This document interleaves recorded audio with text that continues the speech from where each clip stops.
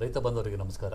ತಮಗೆಲ್ಲರಿಗೂ ಕೃಷಿ ಇಲಾಖೆಯ ಪ್ರಾಯೋಜಿತ ಕಾರ್ಯಕ್ರಮ ಕೃಷಿ ದರ್ಶನದ ನೇರ ಫೋನ್ ಇನ್ ಕಾರ್ಯಕ್ರಮಕ್ಕೆ ಪ್ರೀತಿಯ ಸ್ವಾಗತ. ನೈಸರ್ಗಿಕ ಸಂಪನ್ಮೂಲಗಳ ಅವನತಿಗೆ ಮಾನವಜನ್ಯ ಮತ್ತು ಪ್ರತಿಕೂಲ ನೈಸರ್ಗಿಕ ಚಟುವಟಿಕೆಗಳು ಮುಖ್ಯ ಅಂಶಗಳಾಗಿವೆ. ನಿರಂತರ ಹೆಚ್ಚುತ್ತಿರುವ ಜನಸಂಖ್ಯೆ ಮತ್ತು ಬದಲಾಗುತ್ತಿರುವ ಹವಾಮಾನ ವೈಪರೀತ್ಯದಿಂದಾಗಿ ಭೂಮಿ ಅಪಾರ ಒತ್ತಡದಲ್ಲಿ ಸಿಲುಕಿದೆ. ಮಾನವ, ಪ್ರಾಣಿ, ಪಕ್ಷಿ ಮತ್ತು ಎಲ್ಲ ಜೀವಿಗಳ ಅಸ್ತಿತ್ವ ಮತ್ತು ಉಳಿವಿಗೆ ಮಣ್ಣು ಮತ್ತು ನೀರು ಅನಿವಾರ್ಯವಾಗಿದೆ ಅಂದರೆ ಅತಿಶಯೋಕ್ತಿಯಾಗಲಾರದು. ನೀರು ವಿಶ್ವದ ಅತ್ಯಮೂಲ್ಯ ದ್ರಾವಣವಾದರೆ ಮಣ್ಣಿಗೆ ನಾವು ಭೂಮಿ ತಾಯಿ ಅಂತೀವಿ. ಎಲ್ಲ ಜೀವಿಗಳಿಗೆ ಒಂದು ಈವ ವಸ್ತು ಮಣ್ಣು. ಮಣ್ಣು ಮತ್ತು ನೀರಿನ ಸಂರಕ್ಷಣೆ ನಮ್ಮೆಲ್ಲರ ಹೊಣೆ. ಒಳ್ಳೆಯ ಕೃಷಿ ಉತ್ಪಾದನೆಗೆ ಪೋಷಕಾಂಶಯುಕ್ತ ಫಲವತ್ತಾದ ಒಂದು ಮಣ್ಣು ಬೇಕಾಗಿದ್ದರೆ ಹಾಗೆ ಒಂದು ಬೆಳೆಗಳಿಗೆ ಬೇರೆ ಬೇರೆ ಹಂತಗಳಲ್ಲಿ ಸಂದಿಗ್ಧ ಪರಿಸ್ಥಿತಿಗಳಲ್ಲಿ ಮಾತ್ರ ನೀರು ಉಣಿಸಿ ನಾವು ಲಾಭದಾಯಕ ಕೃಷಿಯನ್ನು ಪಡೆಯಬಹುದು. ರೈತ ಬಂಧುವರೇ, ಇವತ್ತಿನ ವಿಷಯ ಜಲಾನಯನ ಅಭಿವೃದ್ಧಿ ಯೋಜನೆಯಡಿ ಮಣ್ಣು ಮತ್ತು ನೀರು ಸಂರಕ್ಷಣಾ ಕ್ರಮಗಳು. ಈ ಒಂದು ವಿಷಯದ ಒಂದು ಮಾಹಿತಿಯನ್ನು ಚರ್ಚೆ ಮಾಡೋದಕ್ಕೆ ಅಥವಾ ಮಾಹಿತಿಯನ್ನು ಹಂಚಿಕೊಳ್ಳೋದಕ್ಕೆ ನಮ್ಮೊಡನೆ ನಮ್ಮ ಸ್ಟುಡಿಯೋದಲ್ಲಿ ಶ್ರೀ HC ಗಿರೀಶ್ ಸಾಹೇಬರು. ಇವರು 2015ರ ಬ್ಯಾಚಿನ ಭಾರತ ಅರಣ್ಯ ಸೇವೆ ಅಂದರೆ IFS ಬ್ಯಾಚಿನವರು ಇವತ್ತು ನಮ್ಮ ಸ್ಟುಡಿಯೋದಲ್ಲಿದ್ದಾರೆ. ರೈತ ಬಾಂಧವರೇ, ನಿಮ್ಮ ಪ್ರಶ್ನೆ ನೇರವಾಗಿರಲಿ, ಸಂಕ್ಷಿಪ್ತವಾಗಿರಲಿ. ಇವತ್ತಿನ ವಿಷಯ ಜಲಾನಯನ ಅಭಿವೃದ್ಧಿ ಯೋಜನೆಯಡಿ ಮಣ್ಣು ಮತ್ತು ನೀರು ಸಂರಕ್ಷಣಾ ಕ್ರಮಗಳು, ಇದಕ್ಕೆ ಸೀಮಿತವಾಗಿರಲಿ ಅಂತ ಹೇಳ್ತಾ ಗಿರೀಶ್ ಸಾಹೇಬರಿಗೆ ನಾನು ರೈತ ಬಾಂಧವರ ಪರವಾಗಿ ಮತ್ತು ಈ ಒಂದು ಚಂದನ ವಾಹಿನಿಯ ಪರವಾಗಿ ತಮಗೆ ಪ್ರೀತಿಯ ಒಂದು ಸ್ವಾಗತವನ್ನು ಕೋರ್ತಾ, ಸರ್, ಈ ಪ್ರಸ್ತುತ ಬದಲಾಗುತ್ತಿರುವ ಒಂದು ಹವಾಮಾನ ವಿದ್ಯಮಾನಗಳ ಒಂದು ಸನ್ನಿವೇಶದಲ್ಲಿ ಮಣ್ಣು ಮತ್ತು ನೀರಿನ ಒಂದು ಮಹತ್ವ ಏನಿದೆ ಸರ್? ಒಂದೆರಡು ಮಾತಾಡಿ. ಸಮಸ್ತ ರೈತ ಬಾಂಧವರಿಗೆ ನಮಸ್ಕಾರಗಳು. ಈಗ ನಾವು ಯಾವುದೇ ಕೃಷಿ ಚಟುವಟಿಕೆ ಕೈಗೊಂಡ್ರೆ ಅದರಲ್ಲಿ ಮುಖ್ಯವಾಗಿ ಬೀಜ, ಗೊಬ್ಬರ, ಮಾನವ ಒಂದು ಎಫರ್ಟು ಇವೆಲ್ಲ ಇರ್ತದೆ. ಆದರೆ ಮುಖ್ಯವಾದಂಥ ಎರಡು ಅಂಶಗಳು ಅಂದರೆ ನೀರು ಮತ್ತು ಮಣ್ಣು. ಬೇರೆ ಯಾವುದೇ ರೀತಿಯಲ್ಲೂ ಇವೆರಡನ್ನ ನಾವು ಪ್ರಾಕೃತಿಕವಾಗಿ ನಾವು ಈ ಪ್ರಕೃತಿ ದತ್ತವಾಗಿ ಸಿಕ್ಕಿರೋದು, ಇದನ್ನು ನಾವು ಆರ್ಟಿಫಿಷಿಯಲ್ ಆಗಿ ಕೊಡಲಿಕ್ಕೆ ಆಗಲ್ಲ. ಆದ್ದರಿಂದ ಇವೆರಡನ್ನ ಸಂರಕ್ಷಣೆ ಮಾಡೋದು ಜಲಾನಯನ ಇಲಾಖೆಯ ಮುಖ್ಯ ಉದ್ದೇಶ. ಈ ಓಡುವಂಥ ನೀರನ್ನು ನಡೆಯುವಂತೆ ಮಾಡಿ, ನಡೆಯುವಂಥ ನೀರನ್ನು ನಿಲ್ಲುವಂತೆ ಮಾಡಿ, ನಿಂತ ನೀರನ್ನು ಇಂಗುವಂತೆ ಮಾಡಿ, ಅಂತರ್ಜಲದ ಮಟ್ಟವನ್ನು ಹೆಚ್ಚಿಸೋದು ಮತ್ತು ಕಾಪಾಡೋದು, ಮತ್ತು ಮಣ್ಣು ಸವಕಳಿಯನ್ನು ನಿಲ್ಲಿಸಿ ಮಣ್ಣಿನ ಫಲವತ್ತತೆಯನ್ನು ಜಾಸ್ತಿ ಮಾಡೋದು. ಇದು ಜಲಾನಯನ ಇಲಾಖೆಯ ಮುಖ್ಯ ಉದ್ದೇಶ. ಸರ್, ಹೀಗೆ ಒಬ್ಬ ರೈತ ಒಂದು ಜಲಾನಯನ ಅಭಿವೃದ್ಧಿ ಯೋಜನೆಯಡಿ ಒಂದು ಕಾಮಗಾರಿಗಳಿಗೆ ತಾವೇನು ಕೊಡ್ತಾ ಇದ್ದೀರಾ, ಅದರ ಒಬ್ಬ ಫಲಾನುಭವಿ ಆಗಬೇಕು ಅಂತಂದರೆ ಅವನು ಏನು ಮಾಡಬೇಕು, ಅದರ ಒಂದು ಅರ್ಹತೆ ಪಡಿಬೇಕು ಅಂತಂದರೆ ರೈತ ಏನೇನು ಮಾಡಬೇಕಾಗುತ್ತೆ ಸರ್? ಈಗ ಯಾವುದೇ ರೈತ ಬಾಂಧವರು ನಮ್ಮ ಇಲಾಖೆಯ ಸೇವೆಗಳ ಪಡ್ಕೋಬೇಕು ಅಂದರೆ ಅವರು ಹತ್ತಿರದ RSK ರೈತ ಸಂಪರ್ಕ ಕೇಂದ್ರ ಅಥವಾ ಹತ್ತಿರದ ADA ಕಚೇರಿಗೆ ಭೇಟಿ ನೀಡಿ ಅಲ್ಲಿ ಅವರ ಅಹವಾಲನ್ನು ಹೇಳಿದರೆ ಅವ್ರಿಗೆ ಯಾವ ರೀತಿಯ ಒಂದು ಸೇವೆ ಸಿಗುತ್ತೆ ಅಂತ ಹೇಳಿ ಅವರಿಗೆ ಸಂಪೂರ್ಣ ಮಾಹಿತಿನಲ್ಲಿ ಕೊಡ್ತಾರೆ. ಅದು ದಾಖಲಾತಿಗಳು ಏನೇನು ಬೇಕು? ಹೌದು, ಏನೇನು ದಾಖಲಾತಿ ಬೇಕು ಮತ್ತು ಯಾವ ರೀತಿಯ ಒಂದು ಸೌಲಭ್ಯಗಳು ನಮ್ಮ ಇಲಾಖೆಯಿಂದ ಅವ್ರಿಗೆ ಲಭ್ಯ ಆಗುತ್ತೆ, ಎಲ್ಲ ಮಾಹಿತಿನೂ ಸಹ RSKನಲ್ಲಿ ಅಥವಾ ADA ಕಚೇರಿನಲ್ಲಿ ಅವರಿಗೆ ಸಿಗುತ್ತೆ. ಸರ್, ಈ ಒಂದು ಕಾಮಗಾರಿಗಳು ತಾವೇನು ಕೊಡ್ತಾ ಇದ್ದೀರಾ, ಈ ಜಲಾನಯನ ಅಭಿವೃದ್ಧಿ ಕಾಮಗಾರಿಗಳನ್ನು ಅವರನ್ನು ತಗೊಂಡಾಗ ರೈತರ ವಂತಿಕೆ ಅಂತ ಹೇಳಿ ಏನಾದರೂ ಪಾವತಿಸಬೇಕಾಗುತ್ತಾ ಅಥವಾ ಸಂಪೂರ್ಣ ಉಚಿತವಾಗಿ ತಮ್ಮ ಇಲಾಖೆಯಿಂದ ಅವರಿಗೆ ಆ ಒಂದು ಕಾಮಗಾರಿಗಳನ್ನು ಮಾಡಿಕೊಡ್ತೀರಾ ಸರ್ ರೈತರಿಗೆ? ನಮ್ಮಲ್ಲಿ ಜಲಾನಯನ ಯೋಜನೆಗಳಲ್ಲಿ ಈ ಮಣ್ಣು ತೇವಾಂಶ ಸಂರಕ್ಷಣೆ ಕಾಮಗಾರಿಗಳು ಏನಿರ್ತವೆ ಅದರಲ್ಲಿ small farmer, marginal farmer, SC ST ಫಲಾನುಭವಿಗಳು ಯಾರಿರ್ತಾರೆ ಅವ್ರಿಗೆ 5% ಏನು ಕಾಮಗಾರಿ ವೆಚ್ಚ ಇರುತ್ತೆ ಅದರದನ್ನು ವಾಟರ್ಶೆಡ್ ಡೆವಲಪ್ಮೆಂಟ್ ಫಂಡ್ ಅನ್ನೋ ಒಂದು ಖಾತೆಗೆ ಅವರು ವರ್ಗಾವಣೆ ಮಾಡಬೇಕಾಗುತ್ತೆ. ಅದಲ್ಲದೆ ಪ್ರೊಡಕ್ಷನ್ ಸಿಸ್ಟಮಲ್ಲಿ ನಾವು ಅವ್ರಿಗೆ ಬೇರೆ ಸವಲತ್ತುಗಳನ್ನ ಕೊಡ್ತೀವಿ. ಲೈಕ್ ಈ ಚಾಪ್ ಕಟರ್ಗಳು ಕೊಡ್ತೀವಿ, ಜೇನು ಸಾಕಾಣಿಕೆ ಕೊಡ್ತೀವಿ, ಈ ಥರ ಕೆಲವೊಂದು ಸಾಮಗ್ರಿಗಳನ್ನ ಕೊಡ್ತೀವಿ. ಅದರಲ್ಲಿ ಸ್ಮಾಲ್ ಆ್ಯಂಡ್ ಮಾರ್ಜಿನಲ್ ಫಾರ್ಮರ್ಸು ಮತ್ತು SC ST ಫಲಾನುಭವಿಗಳು ಏನಿದ್ದಾರೆ ಅವರು 10% ಕಟ್ಟಬೇಕು. ಅದಲ್ಲದೆ ಇತರೆ ವರ್ಗದವರು 20% ಕಟ್ಟಬೇಕು. ಒಟ್ಟು ಆ ಕಾಮಗಾರಿಯ ಒಂದು 20%. ಹೌದೌದು. ಅದು WDF ಖಾತೆ ಅಂತ ಇರುತ್ತೆ, ವಾಟರ್ಶೆಡ್ ಡೆವಲಪ್ಮೆಂಟ್ ಫಂಡ್ ಅಂತ. ಆ ಫಂಡ್ಗೆ ಹೋಗಿ ಈ ಕೊಡುವಂಥ ಹಣ ಅಲ್ಲಿ ಸಂಗ್ರಹ ಆಗುತ್ತೆ. ಅದು ಜಲಾನಯನ ಪ್ರದೇಶನ ಮುಂದೆ ಪ್ರಾಜೆಕ್ಟ್ ಮುಗಿದ ಮೇಲೆ ಆ ಒಂದು ಈ ಆಸ್ತಿಗಳನ್ನ ನಿಭಾಯಿಸಲಿಕ್ಕೆ ಅದನ್ನ ಮುಂದೆ ಅದನ್ನ ಮೇಂಟೆನೆನ್ಸ್ ಮಾಡಲಿಕ್ಕೋಸ್ಕರ ಈ WDF ಖಾತೆಯಲ್ಲಿರುವಂಥ ಹಣನ ಉಪಯೋಗಿಸ್ಕೋಬಹುದು. ಸೊ ಆ ಒಂದು ಉದ್ದೇಶದಿಂದ ಇದನ್ನು ಮಾಡ್ತಾ ಇದ್ದಾರೆ. ಸರ್, ಈಗ ಮಣ್ಣು ಮತ್ತು ನೀರು ಸಂರಕ್ಷಣಾ ವಿಧಗಳು ಅಂದರೆ ಯಾವ ವಿಧಗಳಿದಾವೆ, ಏನು ಈ ಒಂದು ಇವತ್ತಿನ ವಿಷಯ ಇದೆ ಸಂರಕ್ಷಣಾ ಕ್ರಮಗಳು ಅಂತೇಳಿ, ಯಾವ ಯಾವ ವಿಧಾನಗಳಲ್ಲಿ ಮಣ್ಣನ್ನು ಸಂರಕ್ಷಣೆ ಮಾಡೋದು ವಿಧಾನಗಳಿದ್ದಾವೆ ಮತ್ತು ಅದೇ ರೀತಿ ನೀರನ್ನು ಸಂರಕ್ಷಣೆ ಮಾಡುವ ವಿಧಾನಗಳಿದ್ದಾವೆ. ಇದು ಏನಾಗುತ್ತೆ, ರೈತರ ಹೊಲದಲ್ಲಿ ನಾವು ಬದುಗಳನ್ನ ನಿರ್ಮಾಣ ಮಾಡೋದು, ಕಂದಕ ಬದುಗಳನ್ನ ನಿರ್ಮಾಣ ಮಾಡೋದು, ಆಮೇಲೆ ಫಾರ್ಮ್ ಪಾಂಡ್ಗಳನ್ನ ನಿರ್ಮಾಣ ಮಾಡೋದು, ಈ ರೀತಿಯ ಕಾಮಗಾರಿಗಳನ್ನ ನಾವು ಇದರಲ್ಲಿ ಪ್ರೈವೇಟ್ ಲ್ಯಾಂಡ್ಸ್ಗಳಲ್ಲಿ, ಖಾಸಗಿ ಜಮೀನುಗಳಲ್ಲಿ ಮಾಡ್ತೀವಿ. ಆಮೇಲೆ ಈ ಕಾಮನ್ ಲ್ಯಾಂಡ್ಸ್ ಏನು ಬರ್ತವೆ, ಕಾಮನ್ ಲ್ಯಾಂಡ್ಸಲ್ಲಿ ನಾಲಾ ಬದುಗಳು, ಚೆಕ್ ಡ್ಯಾಮ್ಸು, ರಬ್ಬಲ್ ಚೆಕ್ಸು, ಈ ರೀತಿ ಸ್ಟ್ಯಾಗರ್ ಟ್ರೆಂಚಸ್ಸು, ಈ ರೀತಿಯ ಒಂದು ಕಾಮಗಾರಿಗಳನ್ನ ನಾವು ಮಾಡ್ತೀವಿ ಮಣ್ಣು ಮತ್ತು ತೇವಾಂಶ ಸಂರಕ್ಷಣೆ ಮಾಡಲಿಕ್ಕೋಸ್ಕರ. ಸರ್, ಹಾಗೆ ಈಗ ಒಂದು ಮಣ್ಣಿನ ಸವಕಳಿ ತಡೆಗಟ್ಟುವಿಕೆ ಅಂತ ನಾವೇನು ಹೇಳ್ತೀವಿ, ಇದಕ್ಕೆ ಯಾವ ರೀತಿಯಾದಂಥ ಒಂದು ಕಾಮಗಾರಿಗಳು ಸವಕಳಿ ತಡೆಗಟ್ಟಬೇಕಂದ್ರೆ ಅದಕ್ಕೆ ಪ್ರತ್ಯೇಕವಾಗಿ ಏನಾದರೂ ಇಲ್ಲ, ಈಗೆಲ್ಲ soil and moisture conservation structure ಅಂತ ಹೇಳ್ತೀವಿ. ನೀರು ಮತ್ತು ತೇವಾಂಶ ಮತ್ತು ಮಣ್ಣಿನ ಸಂರಕ್ಷಣೆಗೆ ಈ ಎಲ್ಲ ಕಾಮಗಾರಿಗಳಲ್ಲೂ ಸಹ ಅವು ಎರಡೂ ಸಹ ಸಂರಕ್ಷಣೆ ಆಗ್ತವೆ. ಟ್ರೆಂಚ್ ಬದುಗಳು, ಕಂದಕ ಬದುಗಳು, ಚೆಕ್ ಡ್ಯಾಮ್ಸು, ನಾಲಾ ಬದು, ರಬ್ಬಲ್ ಚೆಕ್ಸು, ಪರ್ಕೊಲೇಷನ್ ಪಾಂಡ್ಸು, ಆಮೇಲೆ ಸ್ಟ್ಯಾಗರ್ ಟ್ರೆಂಚಸ್ಸು, ಈ ಎಲ್ಲ ಸ್ಟ್ರಕ್ಚರ್ಸಿಂದ ಮಣ್ಣಿನ ಮತ್ತು ತೇವಾಂಶದ ಸಂರಕ್ಷಣೆ ಆಗುತ್ತೆ. ಈ ಒಂದು ನೀರಿನ ಸಂರಕ್ಷಣೆಯಿಂದ ರೈತರಿಗೆ ಯಾವ್ಯಾವ ರೀತಿಯಾದ ಪ್ರಯೋಜನಗಳು ಆಗುತ್ತೆ ಸರ್? ಈ ಒಂದು ನೀರನ್ನ ತಾವೇನು ಸಂರಕ್ಷಣೆ ಮಾಡ್ತೀವಿ? ಈಗ ನಾನು ಆಗಲೇ ಹೇಳ್ದಂಗೆ ನೀರು ಒಂದು ಪ್ರಕೃತಿಯ ಒಂದು ಕೊಡುಗೆ, ಅದನ್ನು ಎಲ್ಲೂ ಸಹ ದುಡ್ಡು ಕೊಟ್ಟು ತರಲಿಕ್ಕೆ ಸಾಧ್ಯ ಇಲ್ಲ.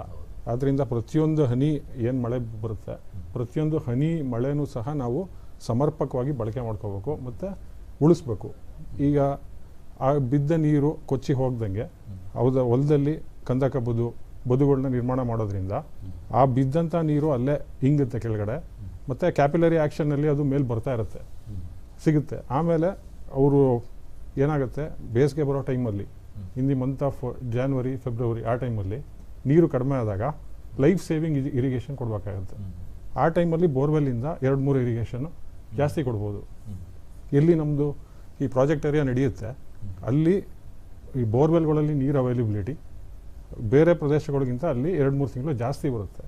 ಅದರಿಂದ ರೈತರಿಗೆ ಇಳುವರಿನೂ ಬರುತ್ತೆ, ಆಮೇಲೆ ಬರಗಾಲದಿಂದ ಸತ್ತೋಗೋದಿಲ್ಲ ಗಿಡಗಳು. ಕ್ಲೈಮೇಟ್ ರೆಸಿಲಿಯೆಂಟ್ ಅಗ್ರಿಕಲ್ಚರ್ ಮಾಡ್ಬೋದು. ಅದರಿಂದ ನೀರಿನ ಸಂರಕ್ಷಣೆ ಬಹಳ ಮುಖ್ಯ. ಈ ಇಷ್ಟೆಲ್ಲ ಕಾಮಗಾರಿಗಳಂತ ತಗೊಳ್ತಾ ಇರ್ತೀರಾ ಇಲಾಖೆ ವತಿಯಿಂದ, ಈ ಒಂದು ಕಾಮಗಾರಿಗಳ ಒಂದು ಮೌಲ್ಯಮಾಪನ ಅಂದರೆ ಒಂದು ಯಾವ ಥರ ಗುಣಮಟ್ಟ ಹೇಗಿದೆ ಅನ್ನೋದಕ್ಕೆ ಕಾಲಕ್ಕೆ ಏನಾದರೂ ಮೌಲ್ಯಮಾಪನ ಮಾಡುತ್ತಾ ಆ ರೀತಿ ಏನಾದರೂ ಒಂದು ಕಾರ್ಯಕ್ರಮಗಳನ್ನು ಹಮ್ಮಿಕೊಟ್ಟಿರ್ತಾರೆ ತಾವು ಇಲಾಖೆಯಿಂದ? ನಮ್ಮಲ್ಲಿ ಎಲ್ಲ ಜಲನಯನ ಕಾರ್ಯಕ್ರಮಗಳಿಗೂ ಮಾನಿಟರಿಂಗ್ ಆ್ಯಂಡ್ ಎವ್ಯಾಲ್ಯೂಯೇಷನ್ ಏಜೆನ್ಸಿ ಅಂತ ಒಂದು ಏಜೆನ್ಸಿನ ನಾವು ಅವ್ರನ್ನ ಅಪಾಯಿಂಟ್ ಮಾಡಿರ್ತೀವಿ. ಅವರು ಎಲ್ಲೆಲ್ಲಿ ಯೋಜನೆಗಳು ನಡೀತಾ ಇರ್ತವೆ ಅಲ್ಲಿ ಅವರ ಫೀಲ್ಡ್ ಸ್ಟಾಫ್ನ ಬಿಟ್ಟು ಅಲ್ಲಿ ಅವರು ಮಾನಿಟರ್ ಮಾಡ್ತಾ ಇರ್ತಾರೆ. ಮತ್ತು ಏನೇ ಕಾರ್ಯಕ್ರಮ ಹೇಗೆ ನಡೀತಾ ಇದೆ, ಎಲ್ಲಿ ಯಾವ್ಯಾವ ರೀತಿ ಕರೆಕ್ಷನ್ಸ್ ಬೇಕಾಗಿದೆ, ಆ ರೀತಿ ಅವರು ಎಲ್ಲ ದಾಖಲೀಕರಣ ಮಾಡಿ ಕಾಲಕ್ಕೆ ನಮಗೆ ಮಾಹಿತಿ ಕೊಡ್ತಾ ಇರ್ತಾರೆ. ಅದ್ರ ಮೇಲೆ ನಾವು ಏನಾದ್ರು ಕರೆಕ್ಷನ್ಸ್ ಬೇಕಾದರೆ ಅದನ್ನು ಮಾಡ್ಕೊತೀವಿ. ಮತ್ತು ಸಂಪೂರ್ಣವಾಗಿ ಮೊದಲು ಯಾವ ರೀತಿ ಇತ್ತು, ಪ್ರಾಜೆಕ್ಟ್ ಶುರುವಾಗೋದಕ್ಕಿಂತ ಮೊದಲು ಯಾವ ರೀತಿ ವಾತಾವರಣ ಇತ್ತು, ಮುಗಿದ ಮೇಲೆ ಯಾವ ರೀತಿ ಆಯಿತು, ಅದಕ್ಕೆ ಸ್ಯಾಟಲೈಟ್ ಇಮೇಜರಿ ಕೂಡ ಬಳಕೆ ಮಾಡ್ಕೊತಾರೆ. ಎಷ್ಟು ಪ್ರೊಡಕ್ಟಿವಿಟಿ ಇನ್ಕ್ರೀಸ್ ಆಯಿತು, ಎಷ್ಟು ಬಂದಿರೋ ಭೂಮಿ, ಹಿಂದೆ ಬೀಳ್ಬಿದ್ದಂಥ ಭೂಮಿ ಎಷ್ಟರಲ್ಲಿ ಅಗ್ರಿಕಲ್ಚರ್ ಸ್ಟಾರ್ಟ್ ಆಯಿತು, ಎಷ್ಟು ಸೋಷಿಯೋ ಎಕನಾಮಿಕ್ ಇಂಪ್ಯಾಕ್ಟ್ ಆಯಿತು, ಪ್ರತಿಯೊಂದು ಸ್ಟಡಿ ಕೂಡ ಆಗುತ್ತೆ. ಅವರು ಪ್ರಾಜೆಕ್ಟ್ ಮುಗಿಯೋ ಟೈಮಲ್ಲಿ ಒಂದು ಫೈನಲ್ ರಿಪೋರ್ಟ್ ಕೊಡ್ತಾರೆ. ಅದರಲ್ಲಿ ಪ್ರಾಜೆಕ್ಟಿಂದ ಏನೇನು ಇಂಪ್ಯಾಕ್ಟ್ ಆಯಿತು ಅದ್ರ ಬಗ್ಗೆ ಸಂಪೂರ್ಣ ಚಿತ್ರಣ ನಮಗೆ ಸಿಗುತ್ತೆ. ಅದೇ ಸರ್, ಎಲ್ಲೋ ಒಂದು ಕಡೆ ಓದಂಗೆ ನಾವು ಈ ಒಂದು ಜಿಯೋ ಟ್ಯಾಗ್ ಅಂತ ನಾವು ಏನು ಕರಿತೀವಿ, ಸೊ ಈ ರೀತಿ ಒಂದು ತಮ್ಮ ಒಂದು ಜಲಾನಯನ ಅಭಿವೃದ್ಧಿ ಯೋಜನೆಗಳಡಿ ಕಾಮಗಾರಿಗಳಿಗೆ ಜಿಯೋ ಟ್ಯಾಗ್ ಮಾಡ್ತೀರಾ ಅಂತ ಹೇಳಿ ಕೇಳ್ಬಿಟ್ಟು ನಾವು ಅದು ಯಾವ ರೀತಿ? ಹೌದೌದು, ಅದು ಭುವನ್ ಪೋರ್ಟಲ್ ಅಂತ ಒಂದು ಪೋರ್ಟಲ್ ಇದೆ. ಆ ಭುವನ್ ಪೋರ್ಟಲಲ್ಲಿ ಒಂದು ಜಿಯೋ ಟ್ಯಾಗಿಂಗ್ ಆ್ಯಪ್ ಅಂತ ಒಂದು ಕೊಟ್ಟಿದ್ದಾರೆ.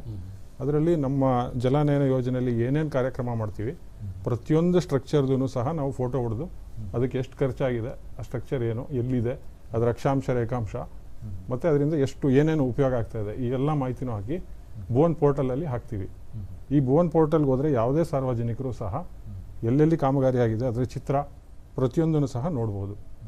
ಸಂಪೂರ್ಣ ಪಾರದರ್ಶಕತೆಯನ್ನು ನಾವು ಇದರಲ್ಲಿ ಕಾಪಾಡಿದ್ದೀವಿ. ಭುವನ್ ಪೋರ್ಟಲ್ ಸಿಗುತ್ತೆ ಅಂದರೆ ಎಷ್ಟು ವರ್ಷದಿಂದ ಇದೆ ಸರ್ ಈ ಭುವನ್ ಪೋರ್ಟಲ್? ಅಂದರೆ ಎಷ್ಟು ವರ್ಷದ ಕಾಮಗಾರಿಗಳು ಈ ಒಂದು ಭುವನ್ ಪೋರ್ಟಲ್ ಅಂತ ನಾವು ಏನು ಕರಿತೀವಿ, ತಾವು ಏನು ಹೇಳ್ತಿದ್ದಾರೆ ಈಗ, ಅದರಲ್ಲಿ ಎಷ್ಟು ವರ್ಷದ ಮಾಹಿತಿ ಸಿಗುತ್ತೆ? ಅಂದರೆ ಕಾಮಗಾರಿಗಳು ಯಾವ್ಯಾವ ಕಾಮಗಾರಿಗಳು, ಅದರಲ್ಲಿ ಎಷ್ಟು ಖರ್ಚು ವೆಚ್ಚ ಎಲ್ಲ ಆಗಿದೆ ಅದೆಲ್ಲ ಸಿಗುತ್ತೆ ಮಾಹಿತಿ? ಸಿಗುತ್ತೆ. 2017-18 ಸಾಲಿಂದನೂ ಸಹ ಮಾಹಿತಿಗಳು ಎಲ್ಲ ಇಲ್ಲಿವರೆಗೂ ಪೂರ್ತಿ ರಾಜ್ಯದಲ್ಲಿ ಎಲ್ಲೆಲ್ಲಿ ಕಾಮಗಾರಿಗಳು ಆಗಿದೆ ಸಿಗುತ್ತೆ. ಎಲ್ಲ ಕಾಮಗಾರಿಗಳು ಸಹ ನಾವು ಜಿಯೋ ಟ್ಯಾಗ್ ಮಾಡಿ ಫೋಟೋಸ್ ಹಾಕಿದ್ದೀವಿ. ಆಮೇಲೆ ಈ ಒಂದು ಜಲನಯನ ಒಬ್ಬ ಇಂಡಿವಿಜುವಲ್ ಅಂತಂದ್ರೆ ಈಗ ಒಬ್ಬ ವೈಯಕ್ತಿಕವಾಗಿ ರೈತ ಬಂದ್ರೆ ಸೊ ಅವನಿಗೂ ತಾವು ಕೆಲಸ ಮಾಡಿಕೊಡ್ಬೋದು. ಹೌದೌದು. ಸೊ ಒಟ್ಟಾರೆ ಕೆಲಸ ಮಾಡಬೇಕು ಅಂತಂದ್ರೆ ಅಂದ್ರೆ ಈ ಒಂದು ಏನೋ ಸಾಮೂಹಿಕವಾಗಿ ತಗೊಳ್ಳುವಂಥ ಕೆಲವು ಯಾವ್ಯಾವ ಕಾಮಗಾರಿಗಳಿದ್ದಾವೆ ಇಲಾಖೆಯಿಂದ? ಅಂದರೆ ಇವಾಗ ಜಲಾನಯನ ಯೋಜನೆ ಇರುವಂಥ ಪ್ರದೇಶದಲ್ಲಿ ಪ್ರತಿಯೊಬ್ಬರನ್ನು ಸಹ ನಾವು DPR ಅಲ್ಲಿ ಇನ್ಕ್ಲೂಡ್ ಮಾಡ್ಬಿಡ್ತೀವಿ. ಎಲ್ಲ ಇಂಡಿವಿಜುವಲ್ ಫಾರ್ಮರು ಸಹ ಅದರಲ್ಲಿ ಫಲಾನುಭವಿ ಆಗಿರ್ತಾರೆ. ಅದು ಒಂದು ರೀತಿ ಕಾರ್ಯಕ್ರಮ. ಅದೇ ಆ ಜಲಾನಯನ ಪ್ರದೇಶದಲ್ಲೇ ಎಲ್ಲೆಲ್ಲಿ ನಾಲಾ ಬದುಗಳನ್ನ ಎಲ್ಲಿ ಮಾಡಬೇಕು, ಚೆಕ್ ಡ್ಯಾಮ್ನ ಎಲ್ಲಿ ಮಾಡಬೇಕು, ಇದೆಲ್ಲ ಪಾರ್ಟಿಸಿಪೇಟರಿ ರೆಸ್ಪಾನ್ಸ್ ಅಸೆಸ್ಮೆಂಟ್ ಅಂತೇಳಿ ಅಲ್ಲಿ ಸಂಬಂಧಪಟ್ಟ ರೈತರಿಂದನೇ ಅದನ್ನು ಡಿಸೈಡ್ ಮಾಡಿರ್ತೀವಿ. ಇಂಥ ಕಡೆ ನಮಗೆ ಗೋಕಟ್ಟೆ ಬೇಕು, ಇಂಥ ಕಡೆ ಇದು ಹೊಲಗಳಿಗೆ ಬದುಬೇಕು. ಪ್ರತಿಯೊಂದು DPR executive committee of watershed ಅಂತ ಇರುತ್ತೆ. ಅವರೇ ಡಿಸೈಡ್ ಮಾಡಿ ಅವರೇ ಫೈನಲ್ ಮಾಡುವಂಥ ಕಾಮಗಾರಿಗಳು. ಅಂದರೆ ಈಗ ಸ್ವತಂತ್ರವಾಗಿ ಸ್ಟ್ಯಾಂಡ್ ಅಲೋನ್ ಪ್ರಾಜೆಕ್ಟ್ಸು ಎಲ್ಲಿ ಜಲಾನಯನ ಯೋಜನೆಗಳು ಇರಲ್ಲ ಅಂತ ಕಡೆ ನಾವು ಸ್ಟ್ಯಾಂಡ್ ಅಲೋನ್ ಪ್ರಾಜೆಕ್ಟ್ಸ್ ಮಾಡ್ತೀವಿ. ಅಲ್ಲಿ ರೈತರು ಬಂದು ಅವರು ಕೇಳ್ಕೊಂಡಾಗ ಅದು ನಾವು ಅದು ಸೂಕ್ತತೆ ನೋಡಿ ಅಲ್ಲಿ ಕೃಷಿ ಹೊಂಡ, ಆ ಕೃಷಿ ಹೊಂಡಗಳು, ಅಲ್ಪಾಳದ ಬಾವಿ, ತಡೆಹಣೆ, ಗೋಕಟ್ಟೆ, ನಾಲಾಬುದು, ಸಮಗ್ರ ಕೃಷಿ ಪದ್ಧತಿ ಇವನ್ನೆಲ್ಲ ನಾವು ಅಲ್ಲಿ ಎಲ್ಲಿ ಪ್ರಾಜೆಕ್ಟ್ ಇರೋದಿಲ್ಲ ಅಲ್ಲಿ ಸ್ಟ್ಯಾಂಡ್ ಅಲೋನ್ ಪ್ರಾಜೆಕ್ಟ್ಸ್ನ ನಾವು ಮಾಡ್ತೀವಿ. ಸರ್, ಇದರಲ್ಲಿ ಇನ್ನೊಂದು ಅಂಶ ಇದೆ, ಅಲ್ಲಿ ಸಮಸ್ಯಾತ್ಮಕ ಮಣ್ಣುಗಳು ಅಂತ ಹೇಳಿ, ಈ ಚೌಳು ಮಣ್ಣು ಅಂತ ಎಲ್ಲ ಕರಿತೀವಲ್ಲ, ಸೌಳು ಮಣ್ಣು ಅಂತ ಹೇಳಿ. ಸೊ ಇದನ್ನ ಯಾವ ರೀತಿ ಅದನ್ನ ಅದಕ್ಕೆ ಅದು ಅಲ್ಲಿ ಎಲ್ಲಿ ನೀರು ಜಾಸ್ತಿ ನಿಂತು ಮಣ್ಣು ಕೃಷಿಗೆ ಯೋಗ್ಯ ಆಗಿರೋದಿಲ್ಲ ಅಂಥ ಪ್ರದೇಶಗಳನ್ನ ಸಹ ನಾವು ಗುರುತಿಸ್ಬಿಟ್ಟು ಜಲಾನಯನ ಇಲಾಖೆಯಿಂದ ಅವನು ಸಹ ಕೃಷಿಗೆ ಯೋಗ್ಯ ಮಾಡುವಂತಹ ಕಾಮಗಾರಿಗಳು ಅವನು ಸಹ ಕೈಗೊಳ್ತೀವಿ ನಾವು. ಸರ್, ಒಂದು ಕರೆ ಇದೆ, ಒಂದು ಕರೆಯನ್ನು ಸ್ವೀಕರಿಸಿ ಮತ್ತೆ ನಮ್ಮ ಒಂದು ಚರ್ಚೆಯನ್ನು ಮುಂದುವರಿಸೋಣ. ಮಲ್ಲಿಕಾರ್ಜುನ ಅವರು ಬಿಜಾಪುರದಿಂದ ಕರೆ ಮಾಡಿದ್ದಾರೆ. ಹಲೋ ಮಲ್ಲಿಕಾರ್ಜುನ ಅವರೇ. ಹಲೋ ಹಲೋ ಸಂಪರ್ಕ ಸಾಧಿಸೋಕ್ಕಾಗ್ತಾ ಇಲ್ಲ ತಾಂತ್ರಿಕ ದೋಷದಿಂದ. ಸೌಳು ಮಣ್ಣಿಂದ ಹೇಳ್ತಾ ಇದ್ದೀವಿ. ಸೌಳು ಜೌಳು ಮಣ್ಣು ಇದು ಎಲ್ಲಿ ನೀರು ಜಾಸ್ತಿ ನಿಲ್ಲೋದ್ರಿಂದ ಅಲ್ಲಿ ಕೃಷಿಗೆ ಯೋಗ್ಯ ಅಲ್ಲ ಆಗಿರೋದಿಲ್ಲ ಮಣ್ಣು, ಅದನ್ನ ಸಹ ನಾವು ಜಲಾನಯನ ಇಲಾಖೆಯಿಂದ ಅದನ್ನ ಟ್ರೀಟ್ಮೆಂಟ್ ಮಾಡಿ ಪರ್ಪೊರೇಷನ್ ಪೈಪ್ಸ್ ಎಲ್ಲ ಹಾಕಿ ನೀರು ಅಲ್ಲಿಂದ ಡ್ರೈನೇಜ್ ಆಗೋಂಗೆ ಮಾಡಿ ನಾವು ಅದನ್ನ ಕೃಷಿಗೆ ಯೋಗ್ಯದಂಥ ಭೂಮಿಯಾಗಿ ಕನ್ವರ್ಟ್ ಮಾಡಲಿಕ್ಕೂ ಸಹ ಜಲಾನಯನ ಅಭಿವೃದ್ಧಿ ಇಲಾಖೆಯಿಂದ ಕಾಮಗಾರಿಗಳನ್ನ ಕೈಗೊಳ್ತೀವಿ. ಸರ್, ಈ ಒಂದು ಜಲಾನಯನ ಅಭಿವೃದ್ಧಿ ಇಲಾಖೆಯಿಂದ ಮಣ್ಣು ಮತ್ತು ನೀರಿನ ಸಂರಕ್ಷಣೆ ಕುರಿತು ಏನಾದರೂ ವಿನೂತನ ಕಾರ್ಯಕ್ರಮಗಳು ಏನಾದರೂ ಮಾಡ್ತಾ ಇದೆಯಾ ಇಲಾಖೆ? ಇದರಲ್ಲಿ ನಾವು ದೇಶದಲ್ಲೇ ಪ್ರಥಮ ಬಾರಿಗೆ ಲ್ಯಾಂಡ್ ರಿಸೋರ್ಸ್ ಇನ್ವೆಂಟ್ರಿ ಅಂತ ಮಾಡ್ತೀವಿ, ಭೂ ಸಂಪನ್ಮೂಲ ಸಮೀಕ್ಷೆ ಅಂತ. ಇದರಲ್ಲಿ ಏನು ಮಾಡ್ತೀವಿ ನಾವು, ಸಾಯಿಲ್ ಫೇಸ್ ಅಂತ ಹೇಳ್ತೀವಿ. ಮಣ್ಣು ಒಂದೊಂದು ಹಂತವಾಗಿ ಬೇರೆ ಬೇರೆ ಥರ ಮಣ್ಣಿರೋದನ್ನ ಮ್ಯಾಪ್ ಮಾಡಿ ಅದರಲ್ಲಿ ಅಲ್ಲೇ ನಾವು ಪ್ರೊಫೈಲ್ ತೆಗಿತೀವಿ, ಸಾಯಿಲ್ ಪ್ರೊಫೈಲ್ ಅಂತ ತೆಗಿತೀವಿ. ಸಾಯಿಲ್ ಪ್ರೊಫೈಲ್ ತೆಗೆದು ಅದರಲ್ಲಿ ಸರ್ಫೇಸ್ ಸ್ಯಾಂಪಲ್ ಕೂಡ ಕಲೆಕ್ಟ್ ಮಾಡ್ತೀವಿ. ಮಣ್ಣಿನ ಎಲ್ಲ ರೀತಿಯ ರಾಸಾಯನಿಕ ಮತ್ತು physical qualities, chemical and physical ಕ್ವಾಲಿಟೀಸ್ನೆಲ್ಲ ನಾವು ಲಿಸ್ಟ್ ಮಾಡ್ತೀವಿ. ಲಿಸ್ಟ್ ಮಾಡಿ ಅದನ್ನು ಒಂದು LRI ಪೋರ್ಟಲ್ ಅಂತ ಇದೆ, LRI ಪೋರ್ಟಲ್ಗೆ ಈ ಎಲ್ಲ ಮಾಹಿತಿನೂ ಸಹ ನಾವು ಅಪ್ಲೋಡ್ ಮಾಡ್ತೀವಿ. ಮಾಡಿದ ನಂತರ ಹಿಸ್ಸಾ ನಂಬರ್ ಲೆವೆಲ್ಗೆ ನಾವು LRI ಕಾರ್ಡ್ಸ್ ಅಂತ ಜನರೇಟ್ ಮಾಡ್ತೀವಿ.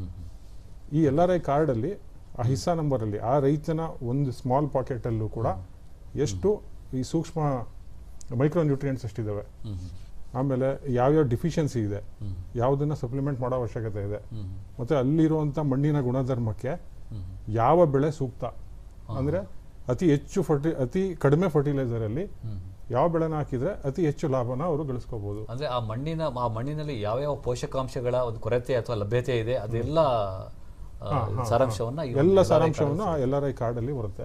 ಇದು ದೇಶದಲ್ಲೇ ಪ್ರಪ್ರಥಮವಾಗಿ ಮಾಡಿರುವಂಥದ್ದು. ಇದು ಕರ್ನಾಟಕ ಜಲಾನಯನ ಇಲಾಖೆಯ ಒಂದು ಸಾಧನೆ ಇದು.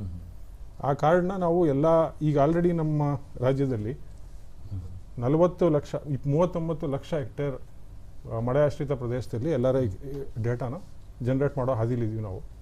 ಈಗ ಈ ಒಂದು ಯೋಜನೆಯಲ್ಲಿ ಮಾಡ್ತಾ ಇದ್ದೀವಿ. ಇನ್ನೊಂದು 1.5 ವರ್ಷದಲ್ಲಿ 39 ಲಕ್ಷ ಹೆಕ್ಟೇರ್ಗೆ ನಮ್ಮಲ್ಲಿ LRI ಡೇಟಾ ಇರುತ್ತೆ. ಅಷ್ಟು ಪ್ರದೇಶದ ರೈತರಿಗೆ ನಾವು LRI ಕಾರ್ಡ್ನ ಕೊಡ್ಬೋದಾಗಿರುತ್ತೆ.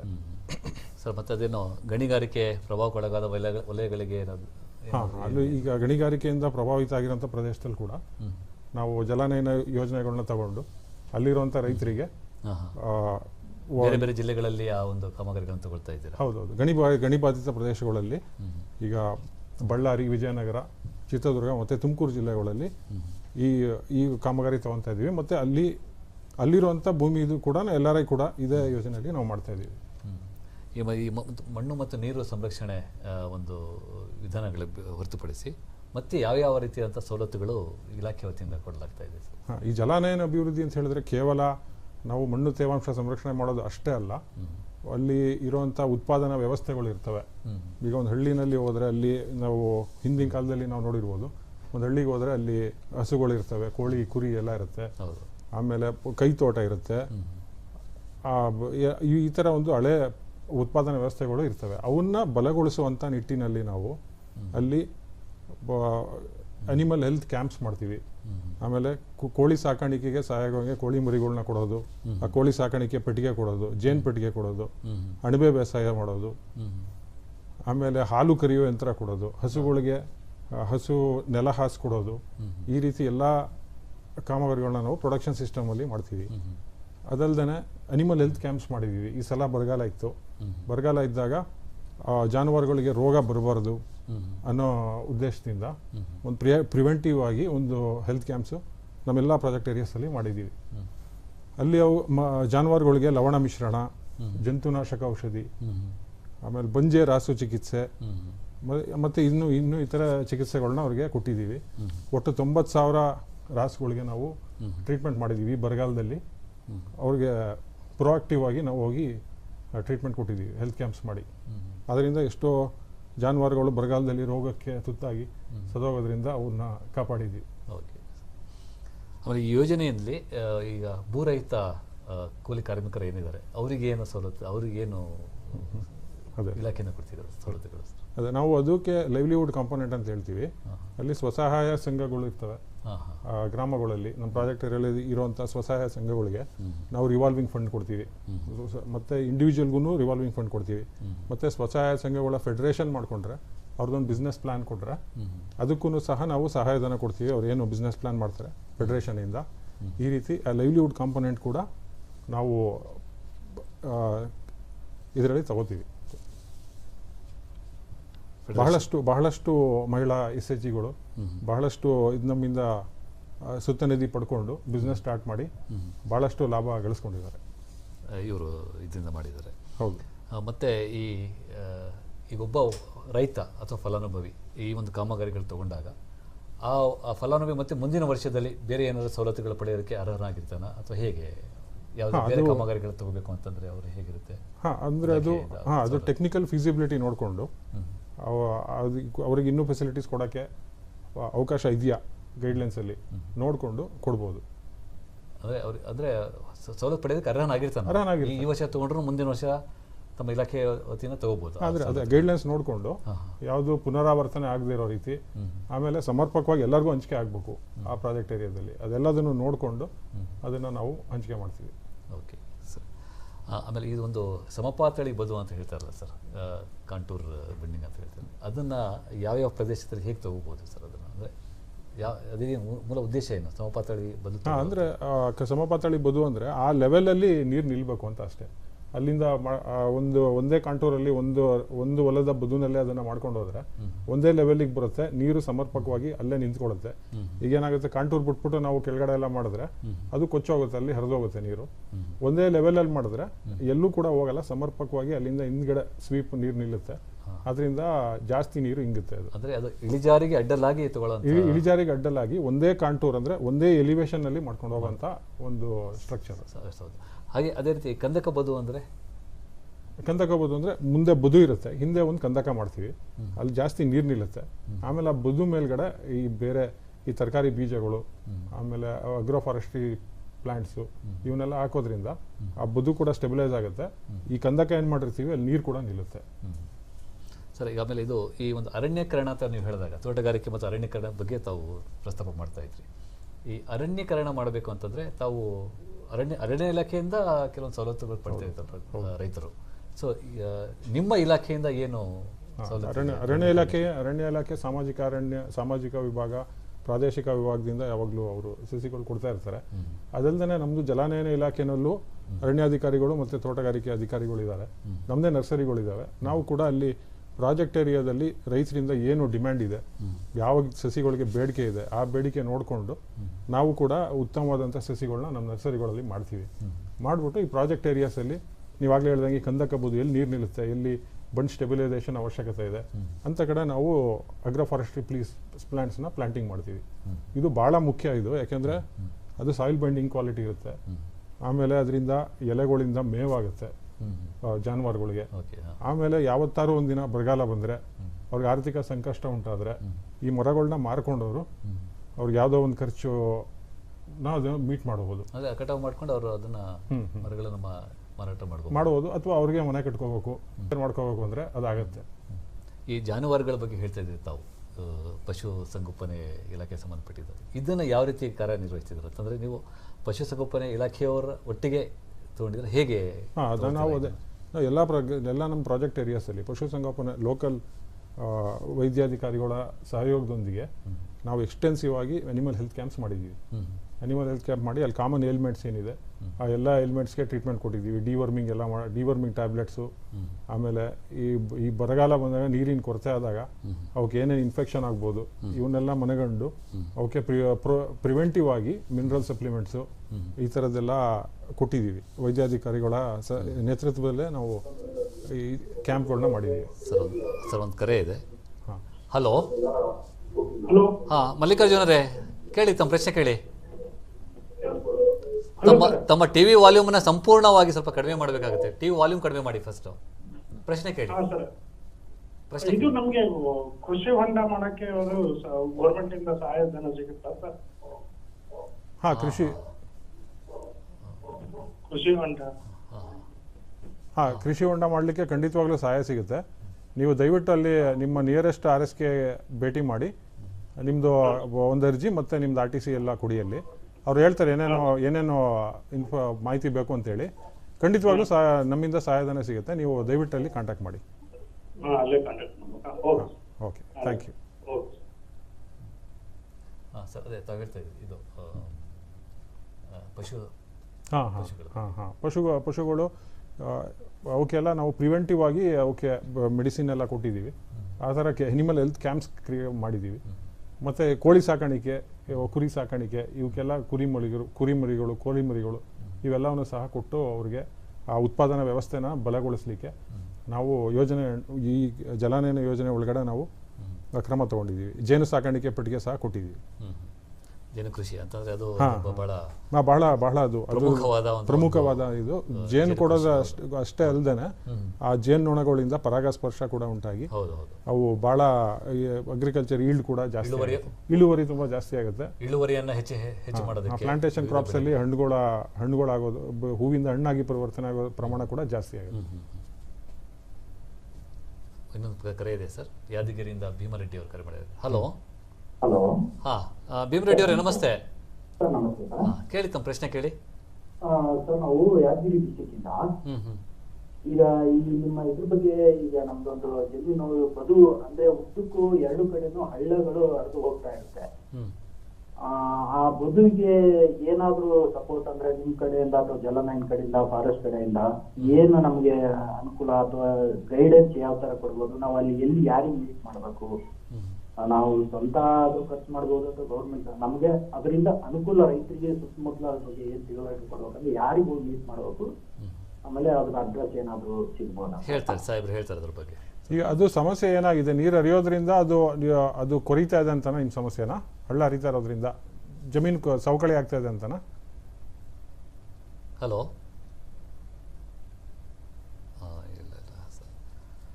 ಹೇಳಿ ಸರ್. ಅದೇ, ಅದು ಆ ರೀತಿ ಸವಕಳಿ ಆದರೆ, ಮೈನ್ ಹಳ್ಳ ಹರಿತಾ ಇದ್ದಾಗ ಆ ಕಡೆ ಜಮೀನು ಸವಕಳಿ ಆದರೆ ರಿಟೈನಿಂಗ್ ವಾಲ್ ಮಾಡಬೇಕಾಗುತ್ತೆ. ಆ ಕಾಮಗಾರಿನ ಜಲಾನಯನ ಇಲಾಖೆಯಿಂದ ಮಾಡಲ್ಲ. ಇದು ಅವರು ಅಲ್ಲಿ ಕನ್ಸರ್ನ್ ಗ್ರಾಮ ಪಂಚಾಯತಿ ಅವ್ರನ್ನ ಕಾಂಟ್ಯಾಕ್ಟ್ ಮಾಡಿ ಆ ರಿಟೈನಿಂಗ್ ವಾಲ್ ಮಾಡಬೇಕಾಗುತ್ತೆ. ರಿಟೈನಿಂಗ್ ವಾಲ್ ಮಾಡ್ಕೊಂಡ್ರೆ ಜಮೀನು ಅಷ್ಟು ಸವಕಳಿ ಆಗೋದು ನಿಲ್ಲುತ್ತೆ, ಅನುಕೂಲ ಆಗುತ್ತೆ ಅವರಿಗೆ. ಸರ್, ಈಗ ಒಂದು ಇಲಾಖೆಯಲ್ಲಿ ಈ ಎಲ್ಲ ಯೋಜನೆಗಳ ಬಗ್ಗೆ ಏನಾದರೂ ಜಾಗೃತಿ ಕಾರ್ಯಕ್ರಮಗಳಂತ ನಾವೇನು ತಗೊಳ್ತಾ ಇರ್ತೀವಿ, ಆ ರೀತಿ ನಿಮ್ಮ ಇಲಾಖೆಯಿಂದ ಯಾವ ರೀತಿಯಾದಂಥ ಒಂದು ಜಾಗೃತ ಕಾರ್ಯಕ್ರಮಗಳು ನಡೀತಾವೆ ಸರ್ ಇದು? ಅದೇ ನಮ್ಮಲ್ಲಿ ಎಲ್ಲಿ ಯೋಜನಾ ಪ್ರದೇಶ ಇರುತ್ತೆ ಅಲ್ಲೆಲ್ಲ ನಾವು PRA ಎಕ್ಸೈಸ್ ಅಂತ ಮಾಡ್ತೀವಿ. ಅಲ್ಲೆಲ್ಲ ಗ್ರಾಮಸ್ಥರನ್ನು ಸೇರಿಸ್ಕೊಂಡು ಮಾಡ್ತೀವಿ. ಅದು ಮಾಡಾದ್ಮೇಲೆ ಈ ಊರಲ್ಲಿ ಏನು ನಡೀತಾ ಇದೆಯಪ್ಪ ಅನ್ನೋದ್ರ ಬಗ್ಗೆ ಗೋಡೆ ಬರಹಗಳನ್ನ ಮಾಡ್ತೀವಿ. ಅಲ್ಲಿ ಗ್ರಾಮದಲ್ಲಿ ಪ್ರಮುಖವಾದ ಸ್ಥಳಗಳಲ್ಲಿ ಮತ್ತು ಬೀದಿ ನಾಟಕ ಮಾಡಿ ಅವ್ರಿಗೆ ಜಾಗೃತಿ ಮೂಡಿಸ್ತೀವಿ. ಜಾಥಾಗಳು ಮಾಡ್ತೀವಿ. ಈ ಎಲ್ಲ ಬೇರೆ ಬೇರೆ ರೀತಿ ಡಂಗೂರ ಸಾರಿಸೋದು, ಬೀದಿ ನಾಟಕ ಮಾಡೋದು. ಸರ್, ಒಂದು ಪ್ರಶ್ನೆ ಇದೆ, ಮತ್ತೆ ಇದನ್ನ ಚರ್ಚೆ ಮುಂದುವರಿಸೋಣ ನಾವು. ತುಮಕೂರಿಂದ ಚನ್ನಬಸಮ್ಮ ಅನ್ನೋರು ಕರೆ ಮಾಡಿದ್ದಾರೆ. ಹಲೋ ಹಲೋ ಹಲೋ ಸರ್, ನಮಸ್ಕಾರ. ನಮಸ್ಕಾರ ನಮಸ್ಕಾರ ಚನ್ನಬಸಮ್ಮ ಅವರೇ, ಕೇಳಿ ತಮ್ಮ ಪ್ರಶ್ನೆ ಕೇಳಿ. ಸರ್, ಅದೇ ನಮ್ಗೆ ಕೃಷಿ ಬಗ್ಗೆ, ನಮ್ದು ತಗ್ಗು ಪ್ರದೇಶ ಇದೆ. ಹಾ, ಅದು ತಗ್ಗು ಪ್ರದೇಶ ಅಣೆಕಟ್ಟು ಮಾಡ್ಕೊಡ್ತೀರಾ ಸರ್? ಅಣೆಕಟ್ಟು ಅದು ಅದೇ ನೀರು ಮಣ್ಣು ಕೊಚ್ಕೊಂಡು ಹೋಗ್ದಂಗೆ ಅಲ್ಲಲ್ಲೇ ಸ್ವಲ್ಪ ಡ್ಯಾಮ್ ತರ ಚಿಕ್ಕದಾಗಿ. ತುಮಕೂರು ವಿಭಾಗದಲ್ಲಿ ಇದೆಯಾ? ತುಮಕೂರಲ್ಲಿ ಎಲ್ಲಿ? ಚಿಕ್ಕನಾಗನಹಳ್ಳಿ ತಾಲೂಕು, ತುಮಕೂರು. ಅದೇ ಉಳಿಯಾರ ಅಂತಾರಲ್ಲ ಸರ್, ತಮ್ಮಡಿಹಳ್ಳಿ. ಹುಳಿಯಾರ್, ಚಿಕ್ಕನಾಯಕನಹಳ್ಳಿ. ಅಲ್ಲ ಅಮ್ಮ, ಈಗ ನಿಮ್ಮ ಹೊಲದಲ್ಲೇನೆ ನೀವು ಕೇಳ್ತಾ ಇದ್ದೀರಾ ಅಥವಾ ನೀವು ಸಾರ್ವಜನಿಕ ಪ್ರದೇಶ? ನಮ್ಮ ಹೊಲದಲ್ಲಿ ಸರ್, ನಮ್ಮ ಹೊಲದಲ್ಲೇ ಕೇಳ್ತಾ ಇದೀನಿ. ವೈಯಕ್ತಿಕ ಕಾಮಗಾರಿ ಇದು? ವೈಯಕ್ತಿಕ ಸರ್. ಆಮೇಲೆ ಸರ್, ಇನ್ನೊಂದು ನಮ್ಗೆ ಇದು ಅಣಬೆ ಬೇಸಾಯ ಸ್ವಲ್ಪ ಟ್ರೈನಿಂಗ್ ಬೇಕು ಸರ್. ಜೇನು ಪೆಟ್ಟಿಗೆ ಅದು ಟ್ರೈನಿಂಗ್ ಬೇಕು, ಕೊಡ್ತಾರ ಸರ್? ಎಲ್ಲಿ? ಅಣಬೆ ಮತ್ತು ಜೇನು ಕೃಷಿ. ಆಯ್ತಮ್ಮ, ಅದು ನೋಟ್ ಮಾಡಿದ್ದೀವಿ. ನೀವು ದಯವಿಟ್ಟು ಅಲ್ಲಿ ಚಿಕ್ಕನಾಯಕನಹಳ್ಳಿ ನಮ್ಮ ADA ಕಚೇರಿಗೆ ದಯವಿಟ್ಟು ಭೇಟಿ ಮಾಡಿ. ನಾವು ಅವ್ರಿಗೆ ಸೂಕ್ತ ನಿರ್ದೇಶನ ಕೊಡ್ತೀವಿ. ಸರ್, ತಮ್ಮ ಇದೇ ಹೇಳ್ತಾ ಜಾಗೃತಿ ಕಾರ್ಯಕ್ರಮಗಳು ಹೇಳ್ತಾ ಇದ್ದೀವಿ, ದಯಮಾಡಿ ಮುಂದುವರಿಸಿ. ಆಮೇಲೆ ನಮ್ಮದು ಇಲಾಖೆ ವೆಬ್ಸೈಟ್ ಇದೆ.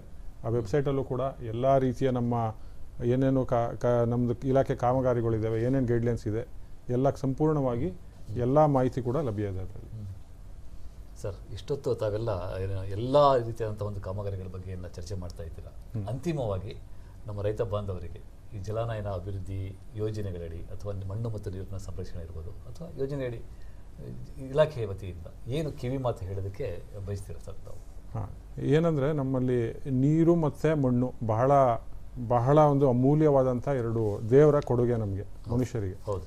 ಈಗ ಏನು ನೀರೇನಿದೆ ಸಮರ್ಪಕವಾಗಿ ನಾವು ಬಳಕೆ ಮಾಡಬೇಕು. ಅಲ್ಲಿ ನಮ್ಮ ಹೊಲದಲ್ಲಿ ಯಾವ ರೀತಿಯ ಒಂದು ಬೆಳೆನ ನಾವು ಕನಿಷ್ಠ ಪ್ರಮಾಣದ ನೀರಲ್ಲಿ ಬೆಳಿಬೋದು, ಯಾವುದು ನಮಗೆ ಕೃಷಿ ಇಲಾಖೆಯವರು ಏನು ನಮ್ಗೆ ಅಡ್ವೈಸ್ ಕೊಡ್ತಾರೆ ಆ ಬೆಳೆನ ಮಾತ್ರ ಬೆಳೆದು ನಾವು ಆದಷ್ಟು ಲಾಭನ ಗಳಿಸ್ಕೋಬೇಕು. ಹೆಚ್ಚಾಗಿ ನೀರು ಬೇಕಾದಂತಹ ಬೆಳೆಗಳನ್ನ ಬೆಳೆದು ಜಾಸ್ತಿ ಬೋರ್ವೆಲ್ಗಳನ್ನ ಹೊಡೆಯೋಕೆ ಹೋಗಿ ಆರ್ಥಿಕ ಸಂಕಷ್ಟಕ್ಕೆ ದಯವಿಟ್ಟು ತುತ್ತಾಗಬಾರ್ದು. ಮತ್ತು ಮಣ್ಣಿಂದು ಅಷ್ಟೇ, ಮಣ್ಣಿನ ಗುಣಲಕ್ಷಣ ಮೇಲೆ ಸಾಯಿಲ್ ಟೆಸ್ಟ್ ಮಾಡಿ ಯಾವ ಬೆಳೆಗಳನ್ನ ರೆಕಮೆಂಡ್ ಮಾಡ್ತಾರೆ ಆ ಬೆಳೆಗಳನ್ನಷ್ಟೇ ಬೆಳಿಬೇಕು. ಮತ್ತು ಎಷ್ಟು ಪ್ರಮಾಣದಲ್ಲಿ ರಾಸಾಯನಿಕ ಗೊಬ್ಬರ ಆಮೇಲೆ ಕೀಟನಾಶಕಗಳನ್ನ ಹಾಕಬೇಕು ಅಷ್ಟನ್ನೇ ಹಾಕಬೇಕು. ಅತಿ ಹೆಚ್ಚಾಗಿ ರಾಸಾಯನಿಕ ಗೊಬ್ಬರ ಹಾಕೋದ್ರಿಂದ, ಬೇರೆ ಬೇರೆ ರಾಸಾಯನಿಕಗಳನ್ನ ಹಾಕೋದ್ರಿಂದ ಪರಿಸರನೂ ಹಾಳಾಗುತ್ತೆ, ಮಣ್ಣು ಕೂಡ ಹಾಳಾಗುತ್ತೆ. ಈ ನೆಲ ಮತ್ತು ಜಲ ಎರಡನ್ನೂ ಸಂರಕ್ಷಣೆ ಮಾಡಿದ್ರೆ ಅಷ್ಟೇ ನಮ್ಮದು ಜೀವನ ಮುಂದೆ ಇರೋದು. ಮತ್ತು ಜಲಾನಯನ ಇಲಾಖೆ ಎಲ್ಲ ಯೋಜನೆಗಳನ್ನ ಸಮರ್ಪಕವಾಗಿ ಬಳಸ್ಕೊಳ್ಳಿ ಅಂತೇಳಿ ಈ ಮೂಲಕ ತಮ್ಮಲ್ಲಿ ರೈತ ಬಾಂಧವರಲ್ಲಿ ಮನವಿ ಮಾಡ್ತಾರೆ.